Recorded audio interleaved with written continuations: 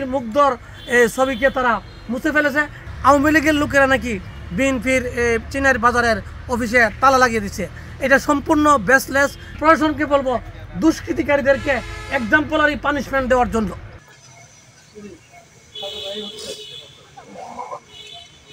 এই কলেজ ক্যাম্পাসের বাইরে বালুর মাঠে এই ঘটনা ঘটছে। দেখেন আপনারা, শহীদ বীর মুগ্ধ মঞ্চ, যা বাংলাদেশ আন্তর্জাতিকভাবে যার পরিচিত আছে।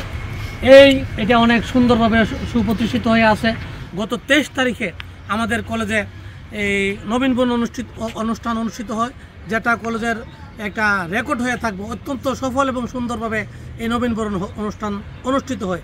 নবীনবরণ অনুষ্ঠানের পরে এই ঈদগাহ মাঠে বিএনপির আয়োজনে একটা বিশাল জনসভা অনুষ্ঠিত হয়।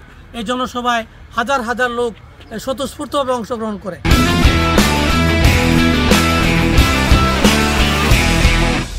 সুন্দর দুটো অনুষ্ঠান, একটা হলো নবীনবরণ অনুষ্ঠান কলেজের তরফ থেকে, আরেকটা হলো বিকেলবেলা এই বিএনপির আয়োজনে একটি জনসভা।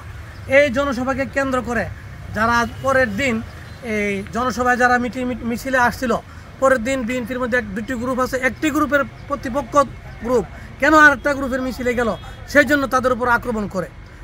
এইটা হলো এক। দ্বিতীয় আরেকটা কথা হচ্ছে, গতকালকে সারাদিন একটা প্যানিক, একটা রিউমার, একটা অপপ্রচার চালিয়েছে যে আওয়ামী লীগের লোকেরা নাকি বিএনপির চিনের বাজারের অফিসে তালা লাগিয়ে দিচ্ছে।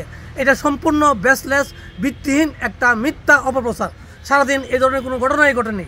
আমরা ধারণা করছি যারা এই ধরনের অপপ্রচার চালিয়ে সম্পূর্ণভাবে ব্যর্থ হয়েছে, তারা এই রাতের অন্ধকারে এই মীর মুগ্ধর ছবিকে তারা মুছে ফেলেছে এবং এই কলেজ এবং এই বিশেষ করে চিনার গ্রামকে অশান্ত করার জন্যই তারা পরিকল্পিতভাবে এই কাজটা করছে।